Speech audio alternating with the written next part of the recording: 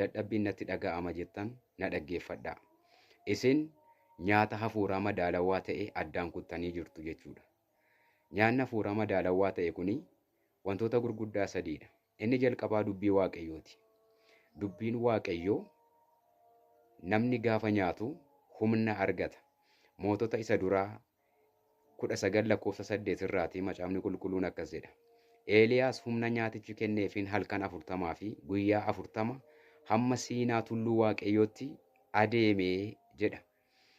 Namni dubbii Waaqayyoo gaafa nyaatu karaa fagoo adeema, humna argata, jabina argata. Akkasumallee dubbiin Waaqayyoo guddina hafuura namaatiif gahee guddaa taphata. Namni hafuuratti guddachuu kan danda'u, mul'atatti guddachuu kan danda'u, abjuutti guddachuu kan danda'u, jireenya hafuurri isaallee akka lalisu kan godhu dubbii Waaqayyootidha. Inni lammataa kadhannaadha. Kadhannaa gaafa kiristaanni addaan kutu walitti dhufeenya isaaf Waaqayyo gidduu jirutu gargar cita jechaadha. Niitoorkiin Waaqayyoof isa gidduu jiru ni dhaabbata jechaadha.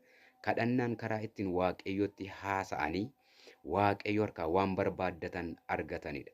Waaqayyotti dubbatanii Waaqayyoo waammatanii gargaarsa argachuudhaaf fedhan argatanidha. Kadhanni addaan citeera ta'ennaan kiristaanni lola sarra jiru mo'achuu hin danda'u. Salphaadhumatti diina isaatiif seexanaafis haa ta'u biyya lafaafis haa ta'u harka kenna jechaadha. Maaliif kadhata dhaabee waan jiruutiif Waaqayyo isa kadhatee isa gargaaruu danda'u sana kadhachuu waan dhiiseef gargaarsa hin argatu jechuudha. Inni sadaffaanii qulqullummaadha. Qulqullummaan namaa gaafa faalamu Waaqayyo namarraa fagaata.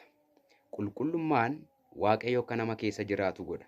Qulqullummaan kadhanni namaa akka dhaga'amu godha. Qulqullummaan akka namni lola lolu keessatti moo'icha argatu godha. Fakkeenyaaf Iyyaasuun gaafa lolatti ba'ee moo'icha gurguddaa argachaa ture. Sabni Israa'el moo'icha gurguddaa argachaa turan. Gaaf tokko garuu akkaan sababii cubbuu hojjeteef warri kaleessa diinota ari'achaa turan diinota isaaniitiin deebi'anii Iyyaasuun fa'a ari'ataman. Baay'een isaanii ajjeefaman. Maaliif isaan keessaa cubbuu kan hojjete akkaantu jira. Akkaanin gaafa of keessaa baasan garuu moo'icha gonfatanii, moo'icha argatani. Gaafa cubbuu of keessaa baastan, gaafa qulqullummaadhaan Waaqayyootti deebitanii Waaqayyo moo'icha isiniif kenna. Waaqayyo diinota keessan irratti, lola qabdan irratti, wal'aansoo isin irra jiru irratti moo'icha isin gonfachiisa jechaadha. Kanaaf lafti aarsaa keessan, iddoon kadhataa keessanii maqaa Yesuusiin isiniif haa ijaaramu.